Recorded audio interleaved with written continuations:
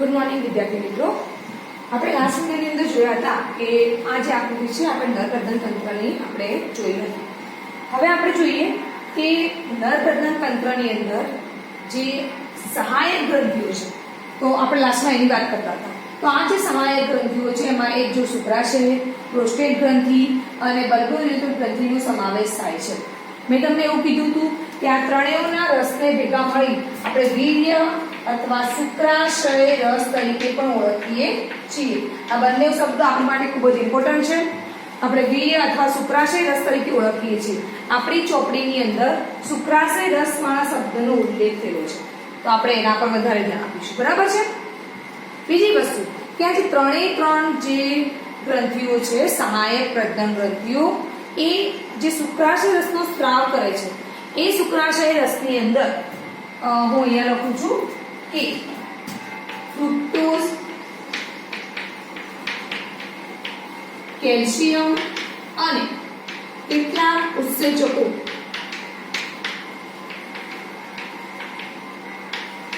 નો સમાવેશ થાય છે. આ વસ્તુ આપણે યાદ રાખીશું કે જે શુક્રાશય રસ આ ત્રણ સહાયક ગ્રંથિઓમાંથી ઉત્પન્ન થઈ રહ્યો છે, એ શુક્રાશય રસમાં આપણને ફ્રુક્ટોઝ, કેલ્શિયમ અને કેટલાક ઉત્સેચકોનો સમાવેશ થયેલો જોવા મળશે. હવે લાસ્ટમાં આપણે ફરી એકવાર નર પ્રજનન તંત્રની આકૃતિ પર થોડું ધ્યાન આપીશું. ફરી એક જોઈએ કે નર પ્રજનન તંત્રની આકૃતિમાં આપણે લાસ્ટમાં ભણ્યા હતા કે એક જોડ શુક્રપિંડ આવેલું હોય છે, એક અહીંયા ને એક અહીંયા. બંને વૃષણ પુત્રીની અંદર આવેલા હોય છે. દરેક શુક્રપિંડની અંદર લગભગ 250 જેટલી ખંડિકાઓ હોય છે અને એક ખંડિકાની અંદર 1 થી 3 શુક્રોત્પાદક નલિકાઓ હોય છે. હવે આપણે સાથે સાથે સહાયક નલિકાઓ તેમજ એમના પ્રજનન તંત્રના માર્ગની પણ ચર્ચા કરીશું. તો શુક્રોત્પાદક નલિકાઓ ભેગી થઈ અને વૃષણ જાળમાં ભેગી થતી ગોઠવાય છે, એટલે કે વૃષણ જાળની અંદર શુક્રોત્પાદક નલિકાઓ ખુલતી હોય છે. તો હું અહીંયા લખું છું કે જે શુક્રોત્પાદક નલિકાઓ છે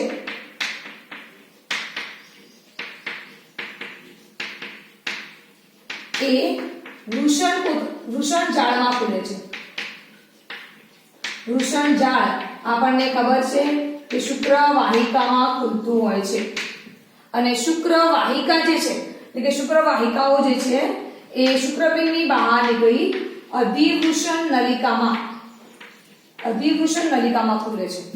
અને આ જે અધિવૃષણ નલિકા જે છે એ શુક્રપિંડની ફરતે ગોઠવાઈ અને વૃષણ કોથળીની બહાર નીકળી શુક્રવાહિનીમાં ખુલે છે. જે શુક્રવાહિની છે અહીંયા આગળ વધી શુક્રાશય સાથે જોડાય છે અને સ્ખલન નલિકા તરીકે મૂત્ર માર્ગમાં ખુલે છે. ફરી એકવાર કહું છું કે શુક્રવાહિની જે છે એ શુક્રાશય સાથે ભેગી મળે, મતલબ કે શુક્રવાહિની અને શુક્રાશય જે માંથી જે નળી નીકળશે એને આપણે સ્ખલન નલિકા તરીકે ઓળખીશું. પરંતુ જે સ્ખલન નલિકા છે એ મૂત્રાશયમાંથી આવતા મૂત્ર માર્ગમાં ખુલશે. એટલે સ્ખલન નલિકા અને મૂત્ર માર્ગ બંને ભેગું થશે અને એ માર્ગને આપણે પ્રજનન માર્ગ અથવા મૂત્રજનન માર્ગ તરીકે ઓળખીએ છીએ. અને એ મૂત્રજનન જે માર્ગ રહ્યો એ શિશ્નની અંદર ખુલે છે અને શિશ્નમાંથી મૂત્ર માર્ગ મુખ દ્વારા એ શરીરની બહાર ખુલે છે. અહીંયા આપણે શિશ્નની વાત કાલે કર્યા હતા કે શિશ્નની અંદર 3 ઉત્થાન પેશી આવેલી હોય છે, બરાબર છે.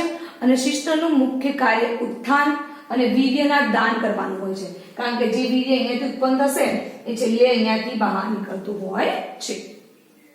ઓકે, એના પછી શિશ્નનો જે આગળનો ભાગ છે તમે જોઈ શકો છો સહેજ પહોળો છે અને એ અગ્ર ત્વચા તરીકે ઓળખાતા શિથિલ ગળીમય ત્વચા દ્વારા ગોઠવાયેલું હોય છે, બરાબર છે.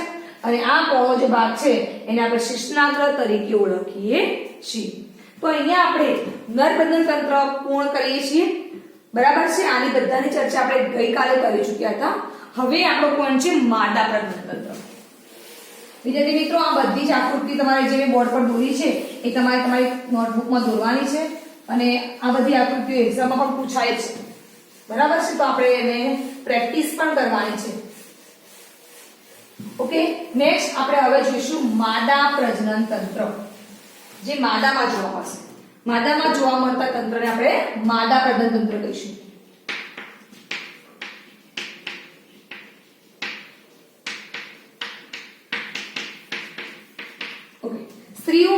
જોવા મળતા જે પ્રજનન તંત્ર છે એને આપણે માદા પ્રજનન તંત્ર તરીકે ઓળખીએ છીએ. જે માદા પ્રજનન તંત્ર છે એ પણ નર પ્રજનન તંત્રની જેમ નિતંબ પ્રદેશમાં ગોઠવાયેલું હોય છે. બરાબર છે? તો આ પણ નિતંબ પ્રદેશમાં આપણને જોવા મળશે. હવે વાત કરીએ કે માદા પ્રજનન તંત્રની અંદર કયા કયા અંગો આવે છે. તો પહેલું છે એક જોડ અંડપિંડ. બરાબર?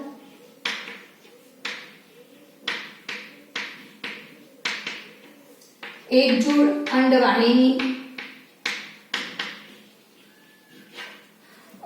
અંડપિંડ માદા પ્રજનન તંત્રનું સૌથી મહત્વનું અને મુખ્ય અંગ ગણાય છે. બરાબર છે? એના પછી ગર્ભાશય, ગ્રીવા, યોનિવાર અને બાહ્ય જનનેન્દ્રિયો.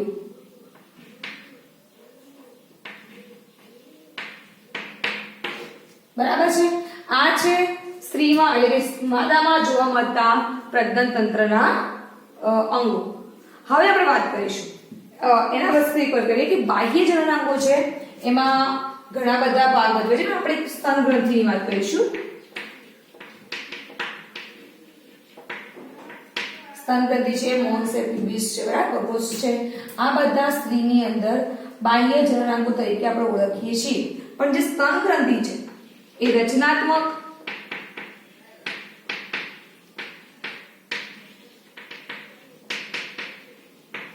સ્તન ગ્રંથિ છે એ રચનાત્મક અને ક્રિયાત્મક રીતે માદા પ્રજનન તંત્ર સાથે સંકળાયેલી હોય છે. તો એનો પણ પ્રજનનમાં ખૂબ જ મહત્વનો ફાળો હોય છે. હવે આપણે વાત કરીએ કે અંડકોષપાત. ઓકે, અંડકોષપાત એટલે શું? તો જ્યારે અંડકોષ જે છે એ અંડપિંડમાં એક પુટિકાની અંદર વિકાસ પામતો હોય છે, જેને આપણે અંડપુટિકા કહીશું.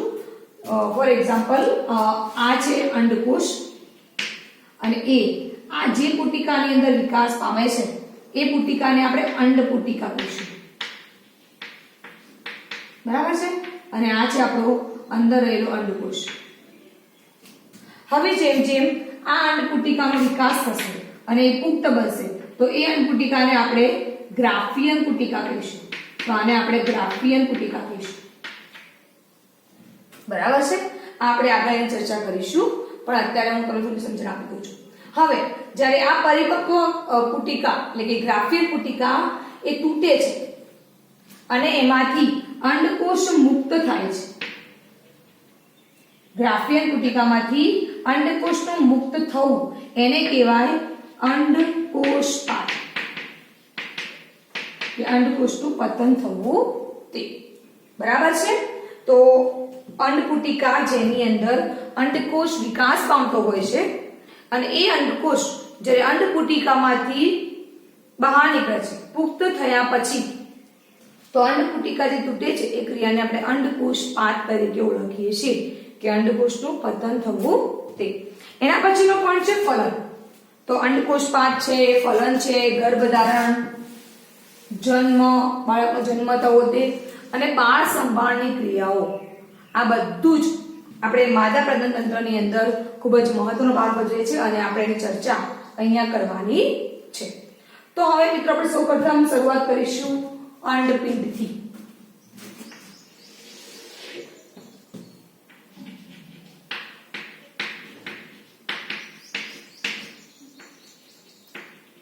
અંડપિંડ માદા પ્રજનન તંત્રનું સૌથી મુખ્ય અંગ, જેને આપણે અંડપિંડ તરીકે ઓળખીએ છીએ. અંડપિંડ જે છે એ કેટલાક મહત્વના કાર્ય કરે છે, જેમ કે અંડકોષ ઉત્પન્ન કરવો. એનું બીજું મહત્વનું કામ છે સ્ટીરોઇડ અંતઃસ્ત્રાવો ઉત્પન્ન કરવા. સ્ટીરોઇડ અંતઃસ્ત્રાવો જેને માદા જાતીય અંતઃસ્ત્રાવો તરીકે પણ ઓળખીએ છીએ, એ પણ ઉત્પન્ન કરવાનું કાર્ય અત્યારે મતલબ કે માદાની અંદર અંડપિંડનું હોય છે. અંતઃસ્ત્રાવો જેમ કે ઇસ્ટ્રોજન છે, પ્રોજેસ્ટેરોન છે, આપણે એની વાત કરીએ છીએ. બરાબર છે? ઓકે. હવે આ અંડપિંડ જે છે એ સ્ત્રીના, મેં તમને હમણાં કીધું કે આખું માદા પ્રજનનતંત્ર નિતંબ પ્રદેશમાં ગોઠવાયેલું હોય છે અને અંડપિંડ જે છે એ સ્ત્રીના ઉદરના નીચેના ભાગે, અંડપિંડ ક્યાં આવેલું છે તો ઉદરના નીચેની બાજુ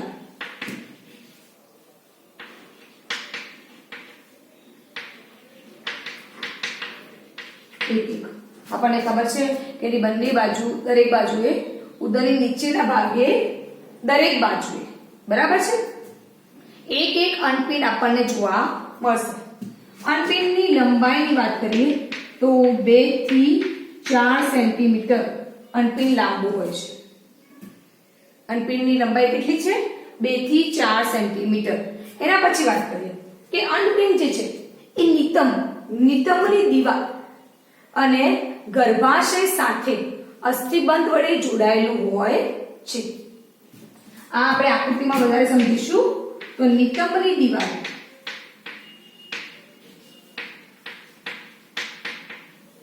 તથા ગર્ભાશય સાથે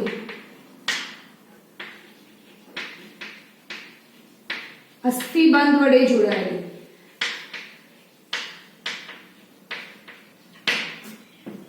બરાબર છે. અંડપિંડ જે છે નિતંબની દીવાલ તેમજ ગર્ભાશય સાથે અસ્થિબંધ દ્વારા જોડાયેલું હોય છે. હવે જે અંડપિંડ છે એની ફરતે એક પાતળા અધિચ્છદીય પેશીનું આવરણ આવેલું હોય છે જે અંડપિંડના મતલબ કે અંડપિંડીય આધારકને આવરતું હોય છે, બરાબર છે. તો એની ફરતે પાતળા અધિચ્છદીય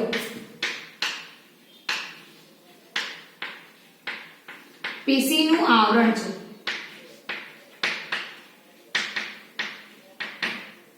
અંડપિંડની ફરતે પાતળા અધિચ્છદીય પેશીનું આવરણ આવેલું હોય છે જે અંડપિંડીય આધારકને આવરતું હોય છે. એનું મુખ્ય કાર્ય શું છે? અંડપિંડીય આધારકને આવરવાનું. અંડપિંડીય આધારક જે છે એ મુખ્ય 2 ભાગ ધરાવે છે. અંડપિંડનો આધારકનો જે ભાગ છે એ મુખ્ય 2 ભાગ ધરાવે છે. જે પરિઘમાં છે એટલે કે બહારની તરફ એને પરિઘ પરથી બાહ્યક અને અંદરનાને મજ્જક તરીકે ઓળખવામાં આવે છે. આ નામ આપણી માટે કઈ નવા નથી, બરાબર છે. મતલબ કે શોર્ટમાં જે અંડપિંડ હશે એની ફરતે એક અધિચ્છદીય પેશીનું આવરણ આવેલું હોય છે. તમે જોઈ શકો છો અંડપિંડની ફરતે અધિચ્છદીય પેશીનું આવરણ. આનું આ આવરણનું કાર્ય શું? તો અંડપિંડનો જે બહારનો ભાગ છે બાહ્યક અને અંદરનો ભાગ છે જે મજ્જક, એ બંનેને ફરતેનું આવરણ, એ બંનેના રક્ષણનું કાર્ય હોઈ શકે, આપણે કહી શકીએ છીએ પ્રમાણે. ઓકે, તો આ વાત થઈ અંડપિંડ. એના પછીની વાત કરીએ કે અંડવાહિની. હું અહીંયા લખું છું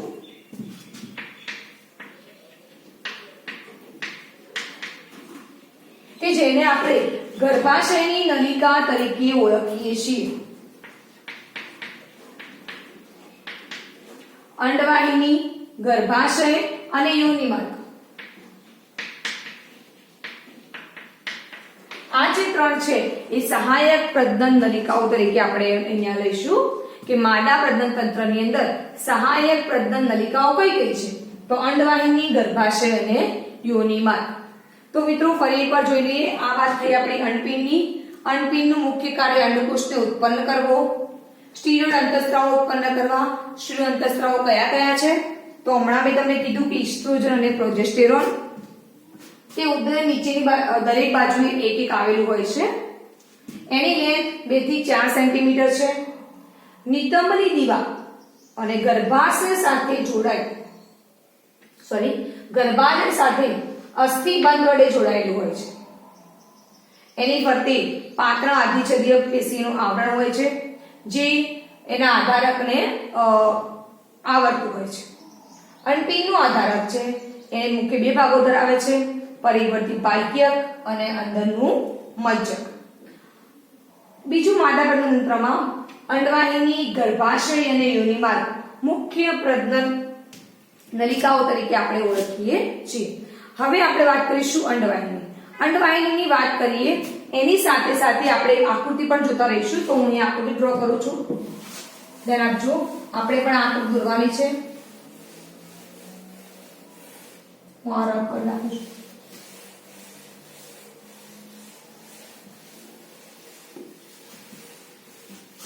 આ છે માદા પ્રજનન તંત્રની આકૃતિ. ધ્યાન આપજો તમે. હવે સૌપ્રથમ આપણે વાત કરીશું, હું દોરું છું, તમે જોજો ધ્યાનથી.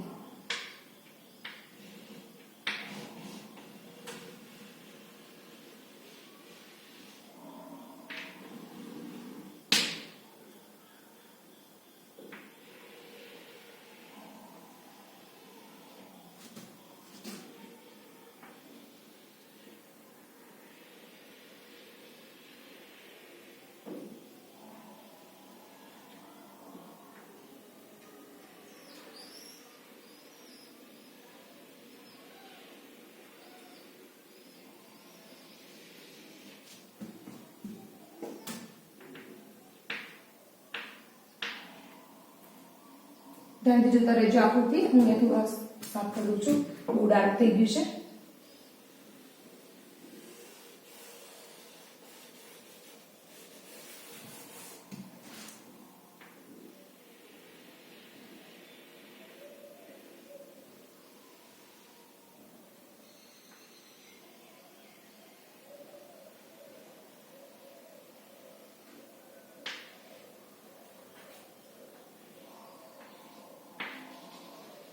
ઓકે, તમે જોઈ શકો છો આ જે મેં દોર્યું છે એ છે અંડવાહિની. બરાબર છે? બાકીના દરેક ભાગ આપણે ધીમે ધીમે ભણીએ. પહેલા આ છે અંડવાહિની. તો અંડવાહિનીની વાત કરી રહ્યા છીએ આપણે. અંડવાહિની મુખ્ય 3 ભાગ ધરાવે છે. અંડવાહિની જે છે એ મુખ્ય 3 ભાગ ધરાવે છે. સૌથી પહેલા વાત કરીએ તો સૌથી પહેલા તમે આગળનો ભાગ જોઈ શકો છો. આ ભાગ, આ ભાગ તમે જુઓ ધ્યાનથી.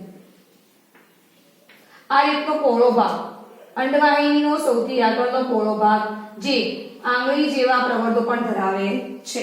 તો આ જે પહોળો ભાગ છે એને કહેવાય અંડવાહિની નિવાપ. એને આપણે શું કહીશું? અંડવાહિની નિવાપ. પહેલી વાત કરીએ કે અંડવાહિની જે છે એ અંડપિંડના પરિઘથી, અંડપિંડ આપણું અહીંયા હશે, એ હું પછી તમે દોરી સમજો, કારણ કે લાઈન દોર્યા પછી અંડવાહિનીના પરિઘથી ગર્ભાશય સુધી, એટલે કે અહીંયાથી લઈ અને છેક અહીંયા ગર્ભાશય આવશે. તો ગર્ભાશય સુધી લાંબી હોય છે. અને અંડપિંડની લંબાઈ, અંડવાહિનીની લંબાઈ આશરે 10 થી 12 સેન્ટીમીટર હોય છે. બરાબર છે? કે અંડવાહિની જે છે એ ગર્ભાશય અંડપિંડના બહારના વિસ્તારથી સ્ટાર્ટ થઈ અને ગર્ભાશય સુધી લંબાયેલી હોય છે. અને એની લંબાઈ આશરે 10 થી 12 સેન્ટીમીટર હોય છે. અંડવાહિનીના સૌથી નજીકના ગળણી જેવા આકાર ધરાવતા ભાગને આપણે અંડવાહિની નિવાપ તરીકે ઓળખીશું. અને એની આગળ જે આંગળી જ્યાં પ્રવર્ધો પણ દેખાઈ રહ્યા છે કિનારી પર, એને આપણે ફિમ્બરી તરીકે ઓળખીએ છીએ. બરાબર છે? આ બંનેનું નામ આપણે યાદ રાખવાના છે. એના નજીકના આગળના ગળણી જેવા ભાગને આપણે અંડવાહિની નિવાપ કહીશું. અને એની સૌથી આગળ જે કિનારી આંગળી જેવા પ્રવર્ધો છે એને આપણે ફિમ્બરી તરીકે ઓળખીએ છીએ. આ પ્રવર્ધોનું એક મુખ્ય કાર્ય છે કે જ્યારે, ચલો હું અહીંયા અંડવાહિની ભાગ દોરી દઉં છું. આ કરી અંડપિંડનો તમે જોઈ શકો છો. અહીંયા અંડપિંડ આવેલું હોય છે. બરાબર છે? આ છે અંડપિંડ. હું અહીંયા નામ પણ લખી દઉં છું એનું. જે અંડપિંડ જે છે એ અંડપિંડ રહ્યું એ અંડકોષ પતનની ક્રિયા કરશે, જે થોડી વાર પહેલા મેં તમને એની વાત કરી છે. અને અંડપિંડમાંથી જ્યારે અંડપાત થાય ત્યારે એમાંથી મુક્ત થતો જે અંડકોષ છે એને આવરી લેવાનો, એને પોતાની તરફ એકત્રિત કરવાનું કાર્ય આ ફિમ્બરીનું હોય છે. એમાં આંગળી જેવા પ્રવર્ધો હોય છે જે એને પોતાની તરફ ખેંચી લે છે. બરાબર છે? હવે એના પછી વાત કરીએ કે અંડવાહિની નિવાપ પછી જે આગળનો ભાગ છે એને આપણે કહીશું તુંબિકા. જે પહોળો ભાગ છે અંડવાહિનીનો પહોળો ભાગ, એને આપણે કહીશું તુંબિકા. બરાબર છે? તો આ પણ થયું અંડવાહિની ભાગ અને એના પછી જે પહોળો ભાગ આવે છે એને આપણે તુંબિકા તરીકે ઓળખીએ છીએ. હવે આગળ જઈએ તો આ ભાગ જે છે એ આના કરતા સાંકડો છે. એ ભાગને આપણે ઇથમસ તરીકે ઓળખીએ છીએ. તો તુંબિકા પછીનો જે સાંકડો ભાગ છે અંતિમ ભાગ, અંતિમ પોલાણ, એટલે એને આપણે ઇથમસ તરીકે ઓળખીએ છીએ અને ઇથમસ જે છે એનું પોલાણ પેલા બંને કરતા ઘણું એવું સાંકડું હોય છે. બરાબર છે. અને લાસ્ટમાં ઇથમસ અહીંયા ગર્ભાશય સાથે જોડાય છે. તો એ પણ હું તમને દોરી બતાવું છું.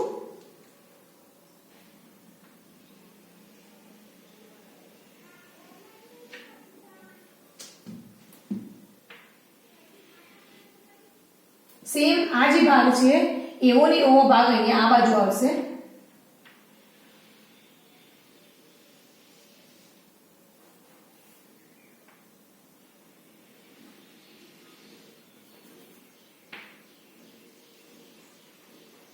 બરાબર છે, તમે જોઈ શકો છો. પણ આ ભાગ અત્યારે આપણે ડ્રો નથી કરતા.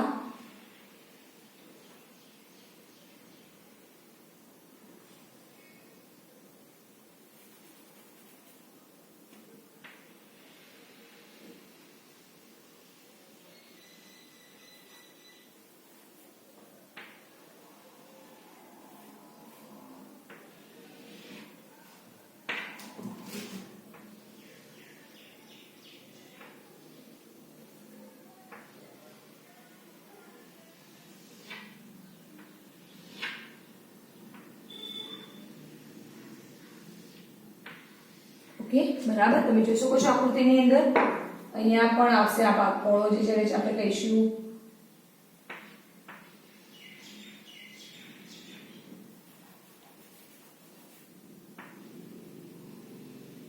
અંતિમ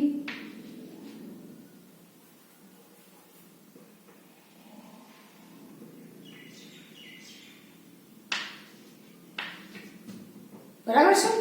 જો આ જે ભાગ છે અહીંયા થોડુંક આ રીતે કરી દઉં છું બરાબર દેખાય. આ જે ભાગ છે આખો નલિકાનો બહારનો ભાગ છે. બરાબર છે.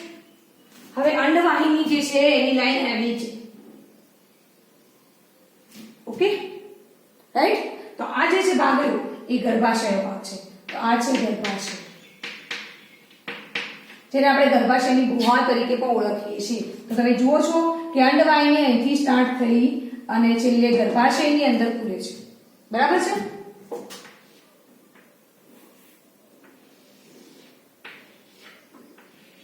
તમે જોઈ શકશો કે આ જે ભાગ છે ગર્ભાશય અહીંયા સુધી હશે.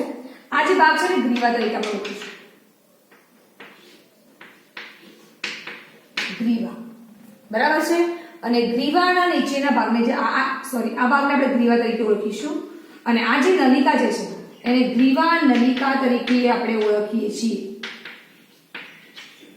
ગ્રીવા નલિકા. અને આ ભાગ છે જેને આપણે યોની તરીકે ઓળખીએ છીએ. દરેક પોઈન્ટ ધ્યાનથી જોજો કે આ જે ભાગ છે એ અંડપિંડ છે. અંડપિંડમાંથી અંડકોષનું પતન થશે તો એ આવશે અહીંયા અંડકોષ. પણ એને ખેંચી લાવતા ભાગને આપણે ફિમ્પલી તરીકે ઓળખીએ છીએ. પછી આ આખી અંડવાહિની છે જે 10 થી 12 સેન્ટીમીટર લાંબી છે. અંડવાહિનીના મુખ્ય 3 ભાગ છે. પહેલો છે અંડવાહિની નિવાક જે ગળે જેવા આકારનો છે. એના પછીના પહોળા ભાગને આપણે તુંબિકા તરીકે ઓળખીએ છીએ. અને લાસ્ટ જે ગર્ભાશય સાથે જોડાય છે અને અંડવાહિનીનો લાસ્ટ ભાગ છે અને જેનું પોલાણ સાંકડું છે એને આપણે ઇથમસ તરીકે ઓળખીએ છીએ. ઇથમસ એ ખુલશે ગર્ભાશયની અંદર અને ગર્ભાશય તમે જોઈ શકો છો કે આ રહ્યું જેને આપણે કુખ તરીકે પણ ઓળખીએ છીએ. હવે વાત કરીએ તો આ છે ગર્ભાશયની દિવાલ, એટલે ગર્ભાશય. આ થઈ ગયું ગ્રીવા અને યોની માર્ગ ને બધું. આ ગ્રીવા છે. આ ભાગ જે છે એને ગ્રીવા નલિકા તરીકે ઓળખીશું અને આ ભાગને આપણે યોની તરીકે ઓળખીએ છીએ. હવે વાત કરીએ કે ગર્ભાશય શું છે. બરાબર છે. આપણે અહીંયા દરેક વાત ભણી ચૂક્યા છીએ. હવે વાત કરીએ ગર્ભાશય. આ આખી આકૃતિ આઈ થિંક તમને ખબર પડી ગઈ હશે. આ એનો ભાગ છે. તમે આને આટલી કરશો તો તમને સારું દેખાશે.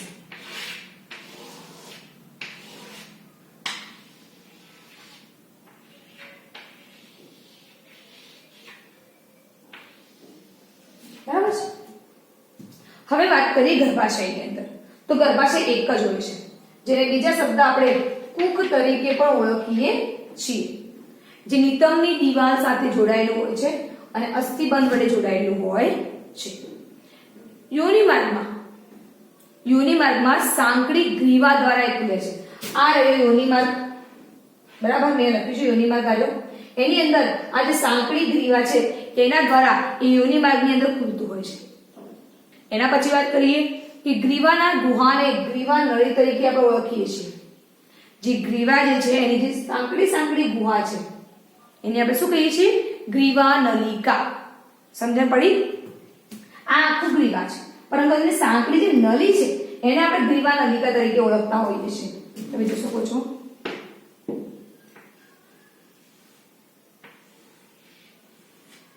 આ જે સાંકડી નલિકા જે છે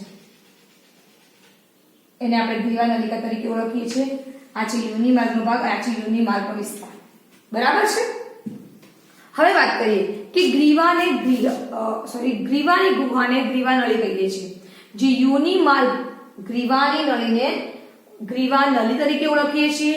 જે યોનિમાર્ગ સાથે જોડાઈને જન્મ નળી બનાવે છે. આ ભાગ જે છે વંશાખો એ જન્મ નળી, કે બાળકનો વિકાસ અહીંયા થશે અને બાળકને જન્મ બહાર આપતી નળીને આપણે જન્મ નળી તરીકે ઓળખીએ છીએ. હવે લાસ્ટ પોઈન્ટ આપણે આજનો વાત કરીએ કે ગર્ભાશયની દિવાલ. આ છે ગર્ભાશયની દિવાલ, જે મુખ્યત્વે 3 સ્તર ધરાવે છે. એમાં પહેલું સ્તર જે સૌથી બહારનું છે તો આ રીતે, જેને આપણે પેરીમેટ્રિયમ તરીકે ઓળખીએ છીએ. પેરીમેટ્રિયમ જે સૌથી બહારનું અને પાતળું સ્તર છે. સેકન્ડ, એના અંદર માયોમેટ્રિયમ,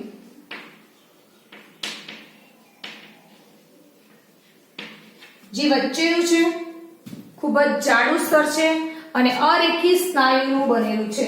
યાદ રાખવાનું છે, અરેખી સ્નાયુ, સરળ સ્નાયુનું બનેલું છે.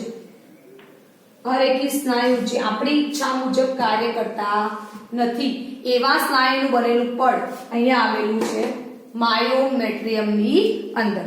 એક બીજી મહત્વનું કાર્ય છે માયોમેટ્રિયમનું. અહીંયા સ્નાયુ છે, તો જ્યારે બાળકનો જન્મ થાય છે એ આ માર્ગ દ્વારા થશે. જન્મ નળીને તમને કીધું એ દરમિયાન માયોમેટ્રિયમ ખૂબ જ સંકોચન પામે છે અને માયોમેટ્રિયમ ખૂબ જ મજબૂત સંકોચન પામે છે, જેથી કરીને આ બધા સ્નાયુઓ સંકોચાશે, જેથી કરીને આ માર્ગ જે છે પહોળો થશે. સ્નાયુઓ આમ સંકોચાય, ભેગા થાય તો માર્ગ પહોળો બનશે અને બાળકનો ઇઝીલી પ્રસ્રાવ બહારની તરફ થતો હોય છે. અને લાસ્ટ સૌથી અંદરનું પડ જેને આપણે એન્ડોમેટ્રિયમ તરીકે ઓળખીએ છીએ. એન્ડોમેટ્રિયમ જે સૌથી અંદરનું પડ છે અને ગ્રંથિઓનું બનેલું પડ છે અને જે આપણે જોઈએ કે ગર્ભાશયનું અંદરનું સ્તર પણ કહેવાય છે આપણે એને. તો ગર્ભાશયનું સ્તર છે. ઋતુચક્ર દરમિયાન એકમાં અંદર ચક્રીય ફેરફારો થતા હોય છે. તમે બધા માસિક ઋતુચક્ર ભણીને આવ્યા છો 10મા ધોરણની અંદર, ત્યાં તમને ખબર છે કે આ આખું જે પડ છે એ ખરી પડે છે, ફરી નવું બને છે. બરાબર છે? તો જે ઋતુચક્રની ક્રિયા છે એ દરમિયાન ચક્રીય ફેરફારો આપણને આની અંદર જોવા મળે છે. તો આપણે આજે ભણ્યા માદા પ્રજનન તંત્ર. બરાબર છે? ફરી એકવાર ધ્યાન આપી દઉં કે માદા પ્રજનન તંત્રના મુખ્ય ભાગોનું મુખ્ય પ્રજનન અંગ છે અંડપિંડ, બીજું એની સાથે અંડવાહિની, ગર્ભાશય, યોનિમાર્ગ જેવા ઘટકો પણ સંકળાયેલા હોય છે. અને આપણે લાસ્ટમાં છેલ્લે ગર્ભાશય વિશે ડિટેલમાં ભણ્યા છીએ. આ આકૃતિ તમારે કરવાની છે. હવે નેક્સ્ટ વિડીયોની અંદર આપણે બાહ્ય જનનાંગો વિશે ભણવાનું છે. બાહ્ય જનનાંગો, સ્તન ગ્રંથિ વિશે ભણીશું. ત્યાં સુધી તમારે આ બધું હોમવર્ક કરીને રાખવાનું છે. Thank you.